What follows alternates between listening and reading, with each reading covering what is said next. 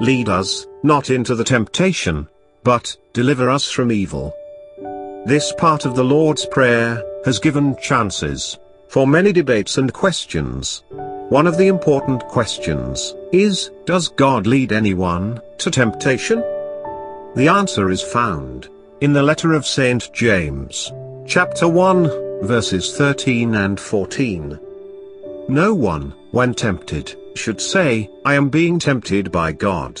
For God cannot be tempted by evil, and he himself tempts no one.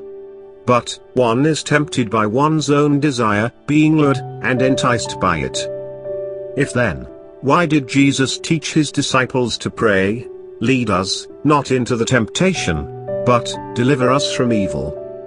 As a student, I also had reflected on this question. But later, I realized that our intellectual mind, which searches for reasons and logic, will not answer this question if it leaves that aspect of faith.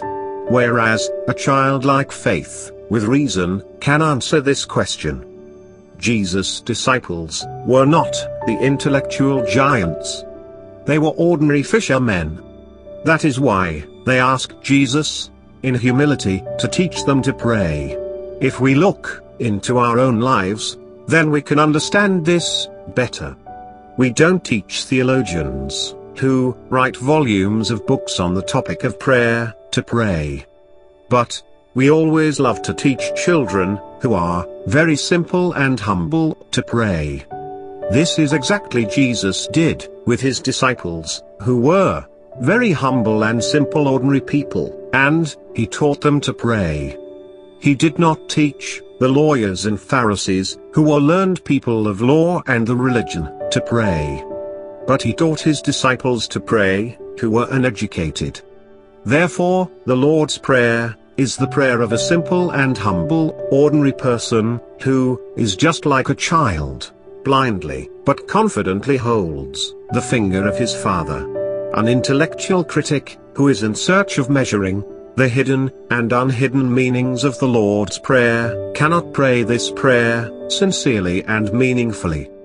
But a person with a childlike faith can pray more meaningfully this prayer. And this is what Jesus expects from each person when they pray the Lord's Prayer. A father-child relationship is very much visible throughout this prayer. It is the prayer of a person who is in helplessness, asks for the mercy of a loving father. It is the prayer of a poor, ordinary person for his basic necessity. Therefore, I would say that it is the perfect prayer of a weak person, because this prayer is taught by a person who knows the extremes of human weaknesses. Because we read in the letter to the Hebrews, chapter 4, verse 15. For we do not have a high priest who is unable to sympathize with our weaknesses, but we have one who, in every respect, has been tested as we are, yet without sin. Jesus, from the temptations he faced, knew that how difficult it is for a person to overcome the temptations. He knows that the human weakness is so strong that it is prone to temptation, and thus to sin. So, Jesus taught his disciples to ask always for the protection of God from the trap of the devil. Jesus knows, and had seen, the peak of human weaknesses. He knows that we, who are his disciples, are so weak that we may fall into the temptation if we had to face one. So, Jesus in his humanness taught us to ask to the Father, lead us not into the temptation, but deliver us from evil. If we pray this prayer with an intellectual mind, then questions will always arise in our mind, and we may reach into a conclusion that this prayer is not logical. But if we pray this prayer with the mind of an innocent child, then we will experience the depth of Jesus' love for us, and the concern that he has for his weak children.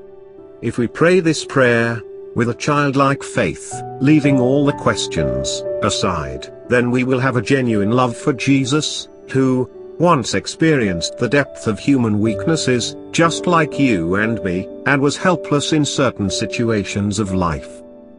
Thanks for watching. If you are first time in this channel, please subscribe. God bless you. Have a nice day.